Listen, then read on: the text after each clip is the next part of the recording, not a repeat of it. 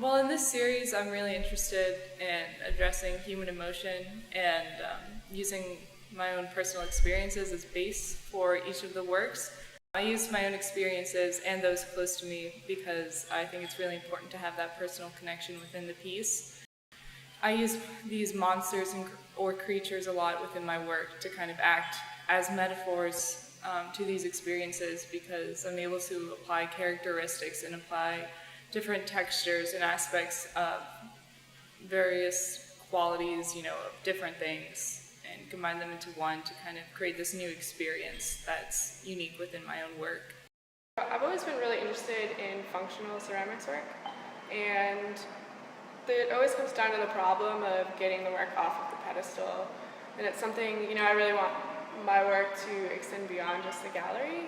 It's really important that each person interacts specifically with my work. So for this piece here, I'm encouraging an exchange.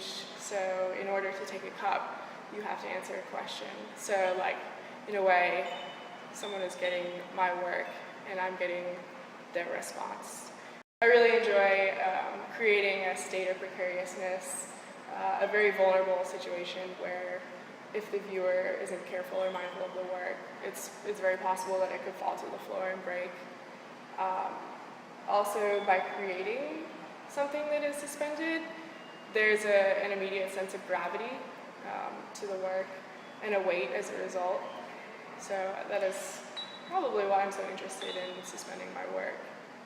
And it also gets it off of the pedestal and challenges the way that the viewer views and interacts with the work.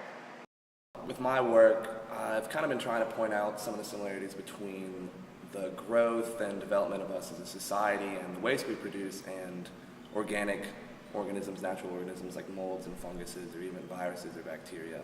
I think there's some real interesting correlations between the accumulation of our waste and our stuff, and even our cities and our structures and all that, and the accumulation of mold on a piece of bread. It's been a back and forth between me and my professors for a while now, but I've always been really interested in color. And, for reasons I'm not entirely sure of, I like bright colors and I like bold colors, and I think that they can work in a lot of ways in terms of drawing attention to these items. Things that are discarded in junkyards, scrapyards inside the streets, they are often these bright, oversaturated neon colors or pastels or things like that. And so you don't really, realize a lot of the time how bright and vibrant all this stuff is. And so I think that there's an interesting way that I can bring attention to it and make these things more relevant to the viewer by sort of igniting the colors in them and utilizing those colors that can be seen around us every day. So for this project, I've been focusing on the evolution of humanity, or more specifically Homo sapiens, the species, over the course of time. And this project is, I've been doing it since high school, my freshman year in high school in 2006, so it'll be 7 years in May that I've been working on this. To focus on this, the contents of the show mostly focus on natural evolution, that is the natural selected genetic traits in a species over a course of time. I've done a lot of work, but I still have a long way to go. There's still details in general philosophy, sociology, how the post-humans would deal with the transition, how the Homo sapiens would deal with the transition, all sorts of speculative questions, then experts to talk to, research to do.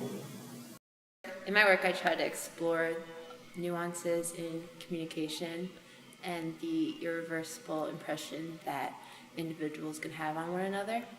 It just interests me, the way people communicate, both in spoken words and the nonverbal, how people react to that and how we have no control over what others say and do.